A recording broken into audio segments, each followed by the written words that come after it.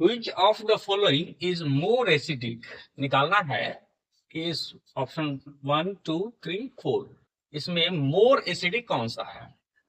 अब देखिए इसको आप आयनिक फॉर्म यहाँ पर मेंशन कर दिए हैं और इसका आयनिक फॉर्म यहाँ पर किया गया है, इसका आयनिक फॉर्म यहाँ और इसका आयनिक फॉर्म यहाँ पर पहले से ही मेंशन कर दिया है इसके आयनिक फॉर्म को। अब देखते चलेंगे, लास्ट से देखते हैं। यहाँ पर देख लीजिए मिथाइल होगा, ये क्या करेगा, प्लस इंडक्टिव इफेक्ट लगाएगा। प्लस इंडक्टिव इफेक्ट लगाएगा, यह इलेक्ट्रॉन पेयर को क्या करेगा, धक्का देगा, इलेक्ट्रॉन पेयर को आगे की तरफ पुश करेगा। और इलेक्ट्रॉन पेयर को जब आगे की तरफ पुश करेगा तो नेगेटिव चार्ज का वैल्यू यहाँ पर क्या हो जाएगा, इंक्रीज कर जाएगा।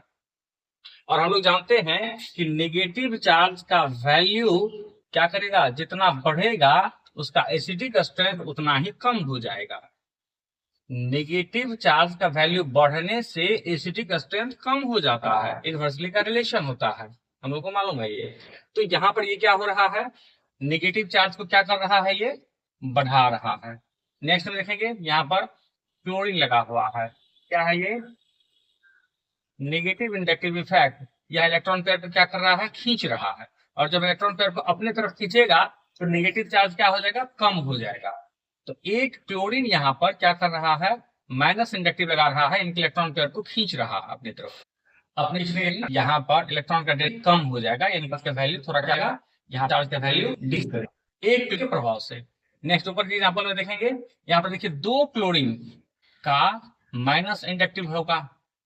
तो जब 2 क्लोरीन का माइनस इंडक्टिव पड़ेगा तो इलेक्ट्रॉन पेयर को खींचने का स्ट्रेंथ इसके कंपैरिजन में क्या हो जाएगा, अधिक हो जाएगा। तो ज्यादा पावर से इलेक्ट्रॉन पेयर को खींचेगा, ये इसके कंपैरिजन में और भी चार्ज को क्या कर देगा, ये नीचे गिरा देगा। अब इसमें देखेंगे 3 क्लोरीन लगा हुआ है, क्या करेगा, यहाँ भी माइनस इंडक्टिव और यहाँ भी इलेक्ट्रॉन पेयर को क्या करेगा, खींचेगा। लेकिन 3 क्लोरीन का जो इफेक्ट होगा इस 1 और 2 से क्या होगा, अधिक होगा, इलेक्ट्रॉन पेयर को स्ट्रांगली खींचेगा।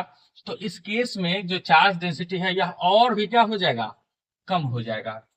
जैसा कि हम लोग जानते हैं कि चार्ज का वैल्यू, नेगेटिव चार्ज का वैल्यू बढ़ने से एसिडिक स्ट्रेंथ कम हो जाता है, उसी तरह नेगेटिव चार्ज का स्ट्रेंथ कम होने से एसिडिक स्ट्रेंथ क्या हो जाएगा, बढ़ जाएगा। तो नेगेटिव चार्ज का वैल्यू सबसे कम जिसमें होगा उसका एसिडिक स्ट्रेंथ अधिक होगा। अब चारों ऑप्शन में देख लेते हैं।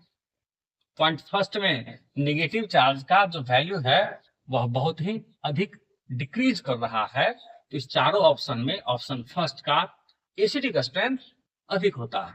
Thank you.